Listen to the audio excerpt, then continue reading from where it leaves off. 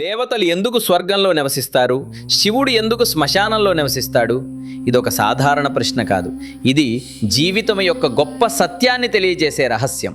స్వర్గం దేవతల నివాసం, బంగారు మందిరాలు, అపారమైన సంపద, అమృతం, ఆనందం.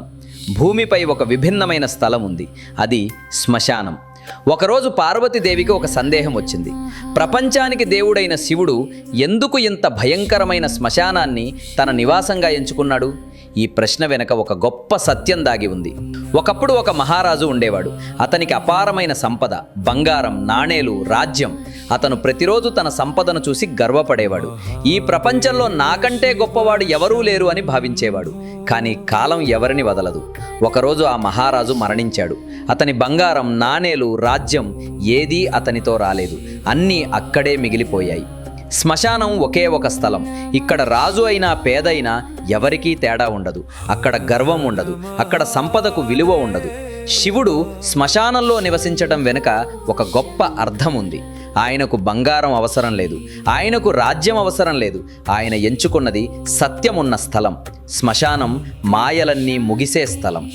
దేవతలు స్వర్గంలో ఉంటారు ఎందుకంటే వారు పుణ్య ఫలితాలను అనుభవిస్తారు. కానీ శివుడు ఫలితాలను కాదు, సత్యాన్ని ఎంచుకున్నాడు.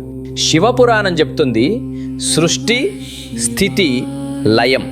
ఈ మూడు కార్యాలలో లయం అనేది శివుని కార్యం. అంటే అంతం చేయటం కాదు, మార్పు చేయటం. శ్మశానం అదే లయానికి ప్రతీక. అక్కడ అన్ని రూపాలు కరిగిపోతాయి, అహంకారం అంతమవుతుంది, మాయ తొలగిపోతుంది. కాబట్టి శివుడు అక్కడే ఉంటాడు. సమాజం చెబుతుంది శ్మశానం అపవిత్రమని. కానీ శివుడు చెబుతున్నాడు, నాకు పవిత్రం అపవిత్రం అనే భేదం లేదు. మరణం ముందు అందరూ సమానమే.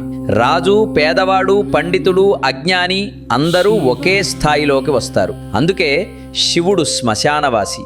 జీవితంలో మనం సంపాదించే సంపద, మన గర్వం, మన స్థానం ఇవన్నీ తాత్కాలికం. చివరికి మనం తీసుకెళ్లేది ఒక్కటే, మన కర్మ. శివుడు శ్మశానంలో ఉంటాడు ఎందుకంటే ఆయన సత్యాన్ని కాపాడుతాడు.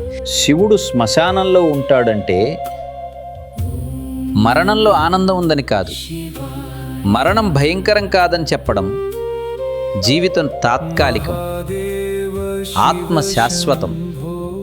అది తెలుసుకున్నవాడే నిజంగా జీవిస్తున్నాడు. ఈ కథ మనకు చెప్పేది ఒక్కటే, సంపద కాదు, సత్యమే శాశ్వతం. ఓం నమః శివాయ.